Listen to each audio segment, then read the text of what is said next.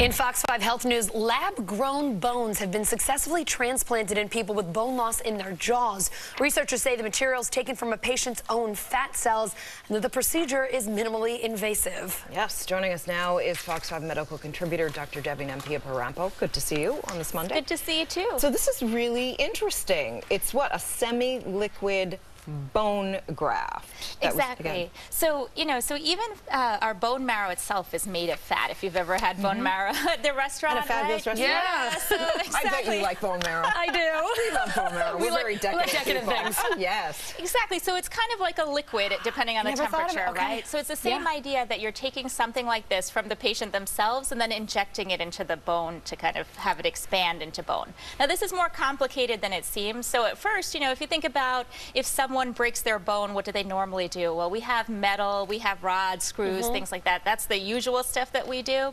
Now, sometimes there are things like bone cement. So that's sort of the second stage when people started figuring out, well, if you broke a bone maybe in your spine, you would inject some bone cement into there and it would kind of expand the space and then solidify. But we've never actually found something that reproduces sort of regular bone. So the difference with regular bone is that it doesn't just sit there. It actually breaks down and then grows back, breaks down and then grows back. So we have to wait a little bit longer to see exactly what's going on with this, like with the bone turnover. But it's very promising in the early stages. I was about to say, it sounds very cool. Yeah. And they say minimally invasive, really? Exactly. It sounds scary to me. Okay. It's an injection. So as opposed to metal rods and screws, right, where you have to cut the person open and then insert these things, this could actually be done maybe with just a needle. Wow. And on top of that, if it's the patient's own fat cells, then you're probably not going to get as much of a reaction to the actual material. Whereas if you use a foreign body, sometimes the body has a bad reaction to that. Sometimes things break down also, right? So if this is more like a coral reef, where it just kind of regrows and replenishes itself, then there's a good chance in terms of blood vessels and your nerves and everything else that it'll all exist in harmony and kind of keep going. Very cool. Okay, I always wanted to have LASIK surgery, but have been very afraid because of some of the side effects that people have experienced.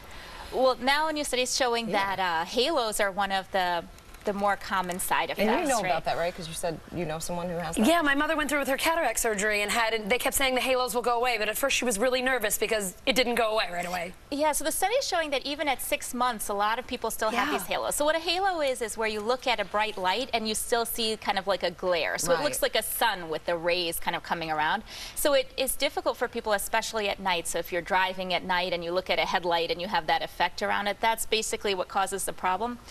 So we don't know exactly why LASIK does it, but it's not a new thing. So it's not a procedure, some change in the procedure that's causing the halos. It's that people have had this in the past, but people finally just compiled the data and realized that, oh, wow, this is actually more common than we thought, and it seems to last longer than we thought. So, but for people who are considering having LASIK, the success rate or the satisfaction rate, so how happy people are after having the procedure, is still over 95%. Yeah, 9 out of 10. Yeah. So most people, Exactly. and everybody I know loves their LASIK. And I've had something similar to the LASIK, which is called PRK. It's the same kind of idea that you're modifying the cornea to try to have better vision.